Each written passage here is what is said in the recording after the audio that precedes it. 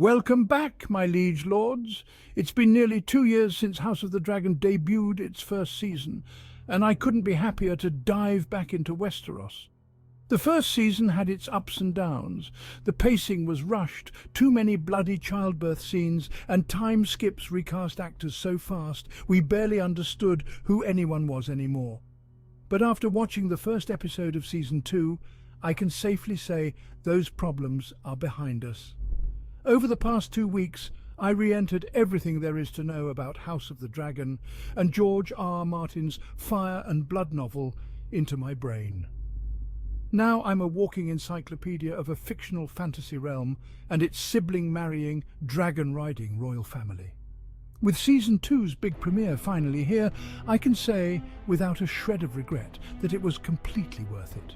This season will contain some of the most shocking events you've ever seen on television. Given that we're talking about the Game of Thrones verse, you're really in for something. To start, let's recap a tiny bit. Season 2 picks up just a few days after the events of the Season 1 finale. The most important thing to remember is that King Viserys Targaryen is dead.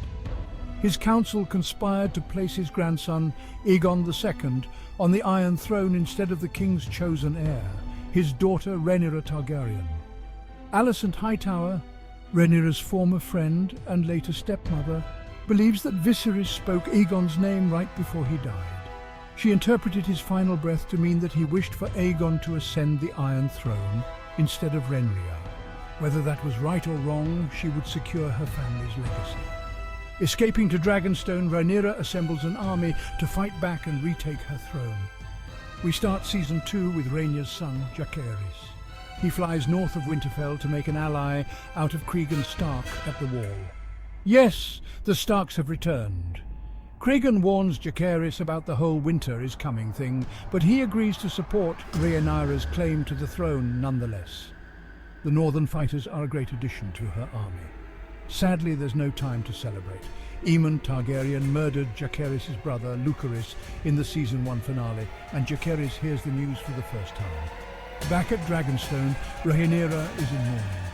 Daemon seeks immediate revenge at King's Landing, but Rhaenys and her dragon hold him back. A raven has told Rhaenyra that her son is dead, she reminds him. She needs to know it for certain. Rhaenyra later finds Lucerys' clothes and a torn-off dragon wing down by the beach. It's unwise to attack with a vengeful impulse at a time of impending war, but Daemon is ready to take a son for a son. He tells Rhaenys that none of this would have happened had she killed Aegon II when she crashed his coronation. If you had acted when you had the chance, Aegon's line would be extinguished, he says. Agreed. Her appearance at Episode 9's coronation is easily one of the largest differences from the book, and I can't say it isn't fair to blame her for everything that happens from here on out. Meanwhile, Rhaenys and her husband, Corlys Velaryon, hold a naval blockade to protect Dragonstone and Driftmark. Corlys is the commander of the royal fleet and the former master of ships, but he sided against the crown. Oh, and he's also recovering from a random battle with pirates in Season 1 that occurred entirely off-screen. Reportedly, he was rescued by a member of his crew named Alyn, whom we're meeting now. He presents Corlys with a sword hilt that he commissioned for Lucerys before his death, as Lucerys was named heir of Driftmark last season. Remember that whole arc when Corlys' brother Vaemond challenged Lucerys' claim, and then Daemon killed Vaemond in front of everyone? That was insane.